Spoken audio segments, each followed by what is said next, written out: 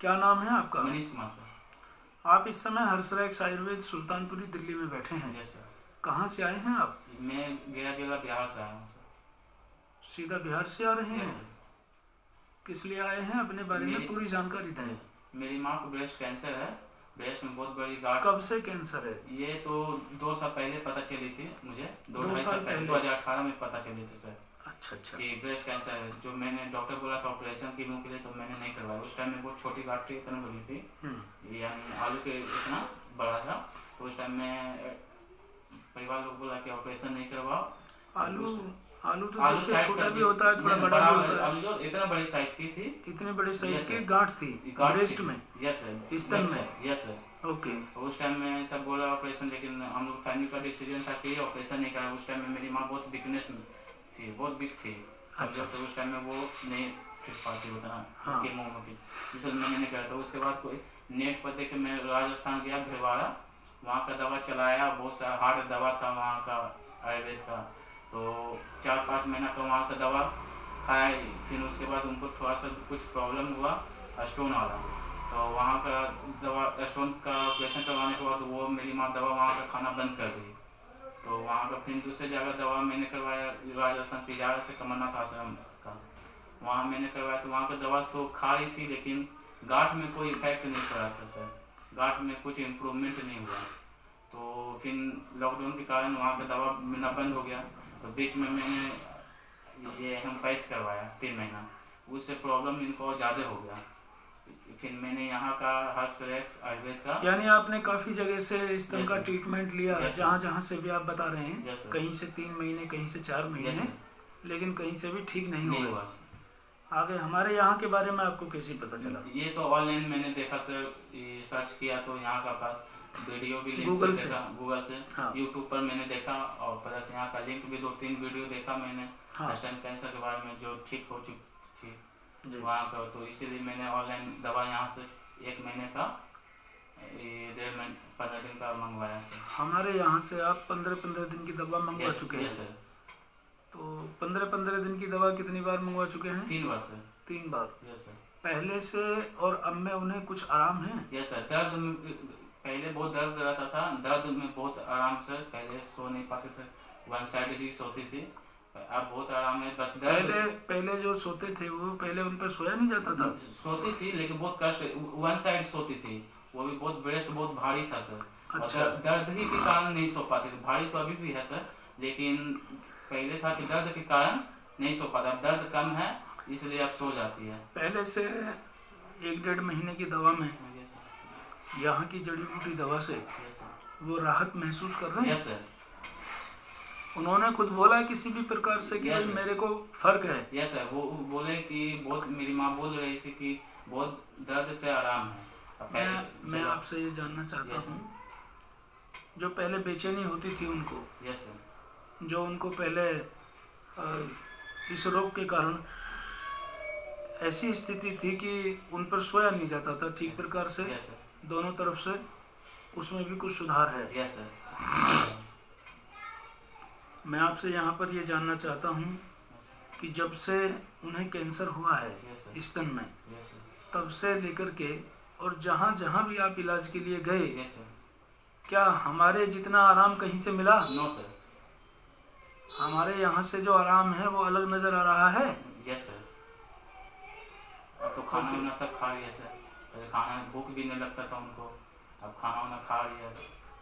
पहले जो इधर उधर से दवा खा रहे थे उनसे उनको भूख वूख भी नहीं लग रही थी, सर। लेकिन खाना वाना खा रही अब वो खाना वाना भी खा खाना लेती वाना खा हैं। रही है सर। इसका मतलब है कि दवाई से फायदा हो। अंदर सुधार चल रहा है, यस दवा अपना प्रयास कर रही है। सर। देखिए ऐसा है, आपकी माता जी है ना? Yes sir. ठीक। यहाँ से जब तक भी ये ट्रीटमेंट चल रहा है, यस सर। खास परहेज मैं आपको यहाँ से लिख करके दूंगा, यस सर। उस परहेज को रखना है। Yes sir. उनकी दिनचर्या में थोड़ा सा परिवर्तन करना Yes, है, और उनके सामने यस सर। कैंसर रोग को लेकर के ज़्यादा चर्चा नहीं करना है। कई बार ऐसा होता है कि हम जितनी बार ये सुनते हैं कैंसर कैंसर कैंसर, तो सुनने वाला भी परेशान हो उठता है। जिसको है उसके लिए तो बड़ी बात है ही, तो वो जितना ज़्यादा सुनता है उतना ही वो उसे लगता है कि जैसे पता नहीं क्या हो गया है। यानी बीमार मन तो है ही इस समय। तो आदमी सुन सुन करके बहुत दुखी रहने लगता है अपने आप से। दवाइयाँ चाहे कितना ही भी बेहतर काम कर रही सही, पर जब हम बार बार कोई नकारात्मक बात सुनते हैं तो उसका हमारे दिमाग पर, हमारी बीमारी पर बहुत दुष्प्रभाव पड़ता है। इस लिहाज से उनके सामने बार बार इस प्रकार की चर्चा ना करें। ज़्यादा से ज़्यादा एकांत में रहने के लिए कहें, क्योंकि अन्य लोग जब बीमारी पर चर्चा करते हैं, मिलने जुलने वाले, तो उनको ज़्यादातर रोग की अवस्था के बारे में पता तो होता नहीं, आदमी किस कष्ट से गुजर रहा है।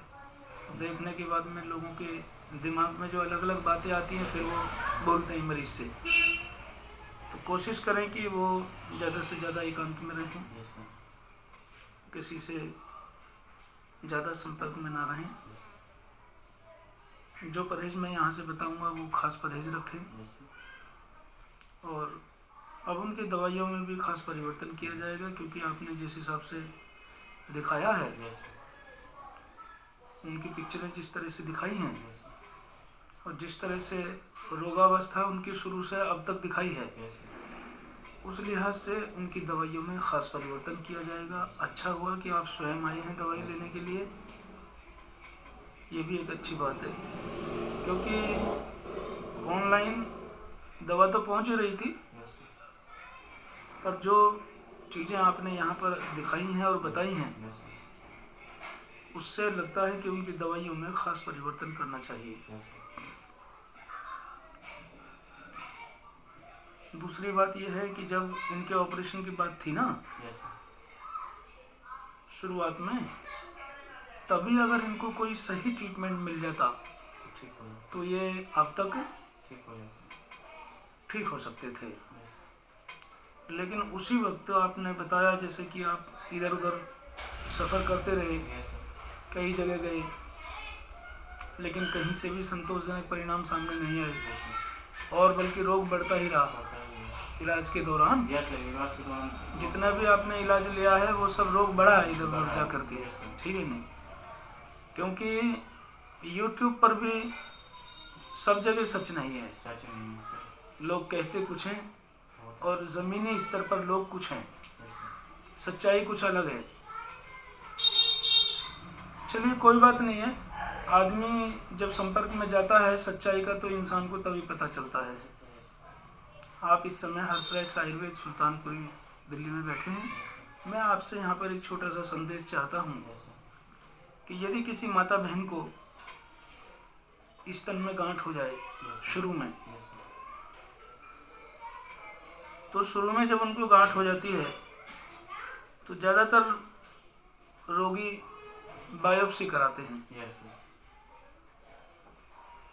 आपने भी अपनी माता जी का बायोप्सी कराया? वही वाला जो इंजेक्शन पड़ा है ना सर गन, उसमें बहुत उसी साइड बहुत ज़्यादा उनको लगा होता है। आपने FNAC कराया, बायोप्सी कराया?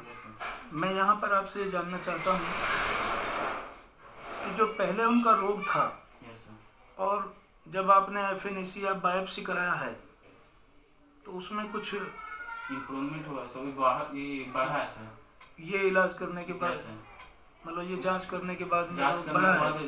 उसमें पेन भी होने लगा, प्लस ये क्या कहते हैं उसमें बढ़ा भी है सर। आप हमारे दवाखाने के बारे में जानते हैं कि हमने अनेक वीडियो में वह जांच करने के लिए स्पष्ट मना किया है। नो सर, मैंने वो ऐसा वीडियो नहीं देखा सर। और जांच के बाद में चूँकि आप खुद कह रहे हैं कि रोग बढ़ता है, इसको प्रमाणित करने की आवश्यकता नहीं है कि ये जांच करने के बाद में रोग बढ़ता है।